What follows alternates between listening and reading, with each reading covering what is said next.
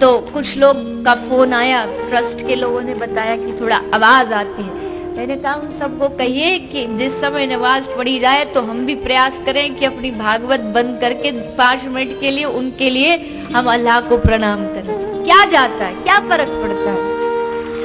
हाँ, हम चाकर कृष्ण के हैं, हम भक्त उसके हैं, इसमें कोई दोहराया नहीं। खुले आम हम इस व्यासपीठ से हम सब कहते हैं कि हाँ हम कृष्ण के भक्त हैं, हाँ हम राधा रानी के भक्त हैं, किंतु हम कृष्ण के भक्त हैं इसका अर्थ ये नहीं कि हम तुम्हारे भगवान का अपमान करते।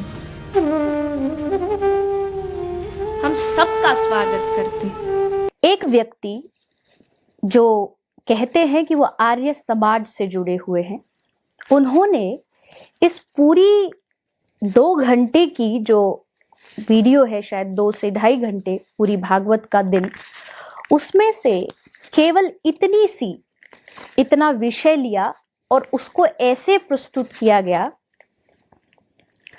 जैसे उसमें कहा गया हो कि जब आजान चल रही हो तब भागवत को रोक देना चाहिए और भागवत को पढ़ना नहीं चाहिए। सही।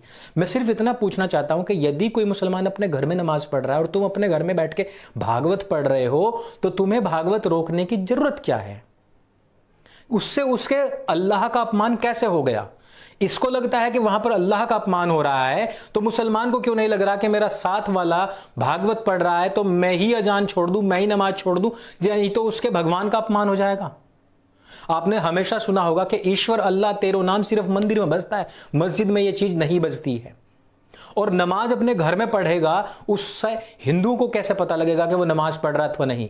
ये अजान से पता लगता है। तो इस कथावाचक को यह भी नहीं पता है कि मुझे बोलना क्या, एक्चुअली वहां वर्ड था अजान अगर हो रही है तो तुम अपनी भागवत को बंद करके रख दो, कहीं उसके अल्लाह का अपमान ना हो जाए। पहली चीज, इससे उसका कोई संबंध नहीं है उसके अल्लाह के अपमान का। दूसरी चीज कि इनको मोहतरमा को यही नहीं पता है कि उस अजान में कहा क्या जा रहा है।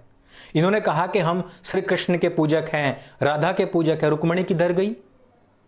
ये लोग खुद ही तो एनफोर्स कर रहे हैं कि रुक्मणी को छोड़िए, राधा को अपनाइए। और बिना तथ्यों की बातें करने वाले ये लोग ये तक नहीं जानते कि अजान में कहा क्या जा रहा है। क्या कभी किसी मुसलमान को आपने देखा है इस तरीके की बातें करते हुए? नहीं देखा होगा। लेकिन मैं हजारों सैकड़ों आपको ऐसे भगवा वस्त्र को अपमान करने वाले लोगों को दिखा दूंगा। ये श्री कृष्ण के विषय में कह रही है। क्या ये इस बात को भूल गई है कि आज भी जहां पर श्री कृष्ण का जन्म हुआ था उसके ऊपर मस्जिद बनी हुई है? और अगर इनको इतनी सूझ रही है तो ये जरा जाएं और करवाएं भाईचारे से उसका थोड़ा फैसला और निकलवाएं उस जेल को, वहां से मस्जिद के नीचे से निकलवाएं जेल को। असली मंदिर नहीं है जिसमें आप माथा फोड़ने जाते हो अपना। मैं बात कहता हूं, कड़वी लगती है, लेकिन तुम एक गलत स्थान पर मत्था टेक करके आते हो यह सोच करके कि यहां पर श्री कृष्ण का जन्म हुआ था।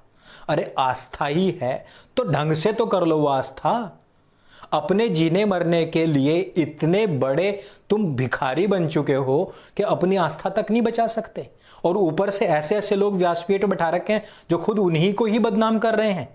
अगर भगवान कहीं हैं तो वो भी सोचते होंगे कि यार मतलब मुझे वहां से मुक्त, मेरे स्थान को मुक्त कराने से तो गए, वहां पे और ऐसे लोग बैठा दिए हैं जो मेरे स्थान को हर करके बैठने वाले और उसको अपवित्र करने वाले, तोड़ फोड़ करने वाले लोगों का ही महिमा मंडन कर रहे हैं। और अगर आप उस व्यक्ति की वीडियो को जाके देखेंगे तो जिस अभद्रता से उसने भागवत का अपमान किया है, उसने कहा कि भागवत नाम की कोई चीज हमारे धर्म में होती ही नहीं, और साथ साथ कहा कि ये सारे वक्ता जो राधे राधे राधे गाते, ये राधा थी कौन? कृष्ण की प्रेमिका के अलावा ये क्या थी? कृष्ण की पत्नी तो रुक्मणी थी। यहां तक भी उसके विचार नहीं रुके और आगे उसने कहा कि ये क्या मथुरा में जन्मभूमि पर जाकर के अपना माथा फोड़ते हो, वो हिंदुओं का स्थान नहीं है। ये सारी बातें उसकी वीडियो में आप जाके देख सकते हैं। पहली बात, मैं इस बात को स्वीकार करती हूं कि मैं सर्व धर्म समन्वय में आस्था रखती हूं, और उसी भाव को लेकर के मैंने वहां इस विचार को व्यक्त किया कि बहुत जोर से आवाज आ रही है और इससे कई बार हमारे ट्रस्ट में फोन भी आया कि इतनी जोर जोर से आवाजें आती है, तो क्यों ना थोड़ी देर इसे रोक करके, भागवत को रोक करके उनके भगवान को याद कर लिया जाए। अल्लाह बाकायदा मुसलमानों को खबरदार करते हैं कि ये जो काफिर लोग हैं, ये फसादी लोग हैं। ये मोहतरमा जो बैठी हुई आज यहां पर बैठ करके इस्लाम के पक्ष में भाषणबाजी कर रही हैं, ये खुद एक काफिर हैं। लिखा कहां है? खबरदार हो जाओ, बेशक यही लोग फसादी हैं लेकिन समझते नहीं हैं। कहां लिखा है? सूरह अल बकरा आयत संख्या 12 में लिखा है। अब देखो, इस्लाम को नहीं मानने वाले का मतलब इस्लाम वालों की नजर में फसादी होना होता है। कैसे? पूरी तरीके से जितनी भी आयतें हैं उन सब की क्रोनोलॉजी को आप समझिए। अब ये केवल दूसरा अध्याय की बात हमने की है। अब चलते हैं तीसरे अध्याय की तरफ, जिधर अल्लाह गैर मुसलमानों से दोस्ती तक करने के लिए मना कर रहा है।